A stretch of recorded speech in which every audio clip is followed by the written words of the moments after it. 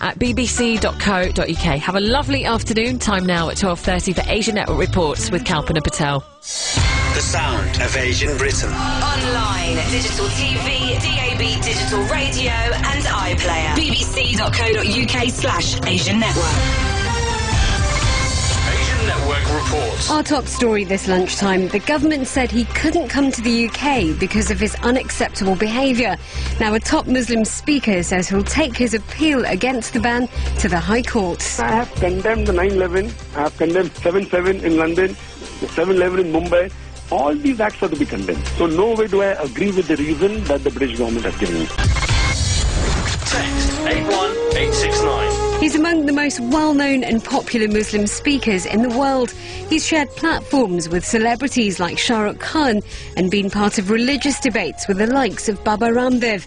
Dr. Zakir Naik travels across the globe from India to the US, from Canada to Norway, turning people to Islam. Dr. Zakir Naik, with your blessings, I accept Islam. La ilaha illallah, Muhammadur Rasulallah. On Friday, he was banned from coming to the UK. Now he's appealing. Aftab Gulzar has more. Assalamu alaikum. May peace be on all of you. Dr. Zakir Naik was due to be landing in the UK this week for 3 days of lectures. Starting on Friday, he was supposed to be talking in London and Sheffield in front of thousands of Muslims and non-Muslims. And I have condemned the 9/11. I have condemned 7/7 in London, 7/11 in Mumbai. All these acts are to be condemned. But last Friday, he was banned.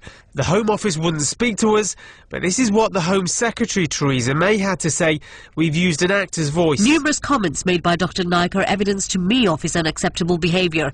Coming to the UK is a privilege, not a right, and I'm not willing to allow those who might not be conducive to the public good to enter the UK. Dr. Zakir Naik has a letter from the Home Office explaining why he can't enter the UK.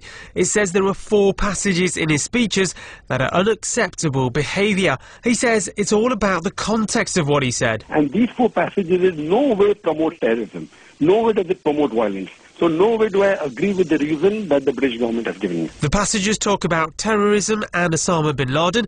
In one speech, Dr. Naik says every Muslim should be a terrorist. That's right. That terrorist, by definition, means a person who terrorizes. When a robber sees a policeman, he's terrified. So for a robber, a policeman is a terrorist. So in this context, every Muslim should be a terrorist to the robber, to each and every antisocial element. No Muslim should even terrorize a single innocent human being. Oscar Bukhari is from the Muslim Public Affairs Committee. He feels the decision to ban Zakir Naik is hypocritical. People that are far worse and have made far more incendiary comments than this particular scholar are allowed in this country, but they're not Muslim. Many Muslims in the UK have been gutted that he's not coming.